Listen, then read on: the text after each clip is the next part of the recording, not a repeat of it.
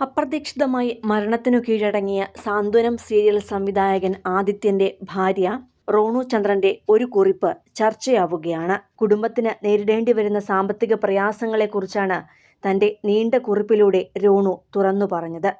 അന്ന് ആദിത്യൻ മരണത്തിനു കീഴടങ്ങുമ്പോൾ പുതിയ വീടിന്റെ പണി തിരുവനന്തപുരത്ത് നടക്കുകയായിരുന്നു.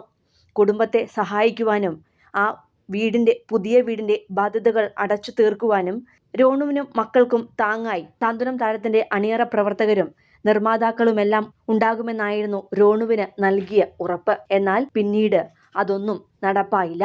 അദ്ദേഹം മരിച്ച് 1.5 വർഷം പിന്നിടവേ റോണു സോഷ്യൽ മീഡിയയിൽ അതീവ വേദനയോടെ കുറിച്ച വാക്കുകളാണ് ഇപ്പോൾ ശ്രദ്ധ നേടുന്നത്. അത് ഇങ്ങനെയാണ്: ഫ്രണ്ട്സ്, സോറി.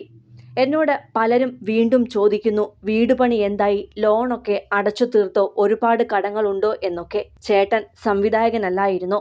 എങ്ങനെയാണ് നീ വാടക ഒക്കെ കൊടുക്കുന്നതെന്ന് പലരും ചോദിക്കാൻ മടിക്കുന്നതും ചോദിച്ചവരോടുള്ള ഉത്തരവും മറുപടി തരാൻ ഞാൻ മുഴുവൻ സമയവും ഇതിൽ ഇല്ല. അതുകൊണ്ട് എല്ലാവർക്കുമുള്ള ഉത്തരം: വീടിന്റെ ലോൺ ഇപ്പോൾ ഏകദേശം 49 ലക്ഷം രൂപ ബാധ്യതയാണ്. വീടിന് ഇൻഷുറൻസ് എടുത്തിട്ടില്ല. ചേട്ടന്റെ കഷ്ടപ്പാടും അത് ചേട്ടന്റെയും എന്റെയും പേരിൽ ആയതുകൊണ്ടും ബാക്കി മൈനറായ മക്കൾക്കും അത് ബാധ്യതയാകും. ഞാൻ മരിച്ചാലും അത് മക്കൾക്ക് കൂടിയാകും.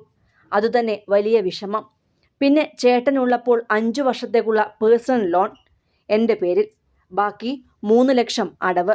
എൻ്റെ ഒരു തൊഴിലിന്റെ ബാധ്യത 7 ലക്ഷം. ഇനി ഈ 7 ലക്ഷം ബാധ്യത എനിക്ക് എങ്ങനെ വന്നു എന്നല്ലേ? അത് ചേട്ടനും ഫ്രണ്ട്സും ചേർന്ന് സ്റ്റുഡിയോ തുടങ്ങി. പാർട്ട്ണർഷിപ്പിൽ കിട്ടിയ തുകയിൽ ഞാൻ പണയം വെച്ച ഗോൾഡ് മുഴുവൻ എടുത്തു. ആ സ്വർണം എടുത്തത് അത്യാവശ്യം ബാക്കി കാര്യങ്ങൾ നടക്കണം, EMI, വീട് വാടക എന്നൊക്കെ ഉദ്ദേശിച്ചു. അങ്ങനെ ഞാൻ ചെറിയ സഹായം കൊണ്ട് അങ്ങു പോയി. പക്ഷേ ബാക്കി സ്വർണം അത് എനിക്കൊരു തൊഴിലിന് വേണ്ടി പണയം വെച്ചു, 5 ലക്ഷം രൂപയ്ക്ക്. പിന്നെ പലിശക്കെടുത്തത് 7 ലക്ഷവും. പിന്നെ അതിൽ കടം 2 ലക്ഷം രൂപ പലിശ കടം. ചേട്ടന്റെ സാലറി വന്നപ്പോൾ ബാക്കിയുള്ള ചെറിയ പേഴ്സണൽ ലോൺ ഉണ്ടായിരുന്നു. വീടിനു വേണ്ടി എടുത്തത് തീർത്തു. ഇതൊക്കെയാണ് എന്റെ പേരിലുള്ള ബാധ്യത. എന്തായാലും ഒരു പണിയുമില്ലാത്ത ഞാൻ എന്ത് കണ്ടിട്ടാണ് ചേട്ടനില്ലാതെ ജീവിക്കേണ്ടത്? ഇപ്പോഴുള്ള ജോലി ഞാൻ തെണ്ടിയാലും പലരും കരുതുന്ന പോലെ ഷെജീട്ടന്റെ മക്കൾ സഹായം ചോദിച്ച് വരില്ല. അവരുടെ അമ്മ ജീവിച്ചിരിക്കുമ്പോൾ അവസരം ഉണ്ടാക്കില്ല. അവർ വിശ്വസിച്ചു അവരുടെ അച്ഛനെ സ്നേഹിക്കുന്നവർ അവർക്ക് വേണ്ടി വരുമെന്ന് സഹായിക്കാൻ. അതോടെ ഷെജിയേട്ടന്റെ മക്കൾക്ക് മനസ്സിലായി അവരുടെ അച്ഛന് യാതൊരു വിലയുമില്ലെന്ന്.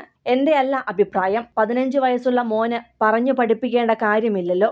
സുഹൃത്തുക്കളോടായാലും ചില ബൈപോളാർ ഡിസോർഡർ ഉള്ളവരായാലും നേരിട്ട് കേട്ടതും വായിച്ചതും ഷെജിയേട്ടന്റെ മക്കൾ വരട്ടെ സഹായം ചോദിച്ച് എന്ന്. അങ്ങേരുടെ മക്കളല്ലേ, നിന്റെ ഒന്നും മുന്നിൽ വരില്ല എന്ന് പറഞ്ഞാണ് റോണുവിന്റെ കുറിപ്പ് അവസാനിക്കുന്നത്.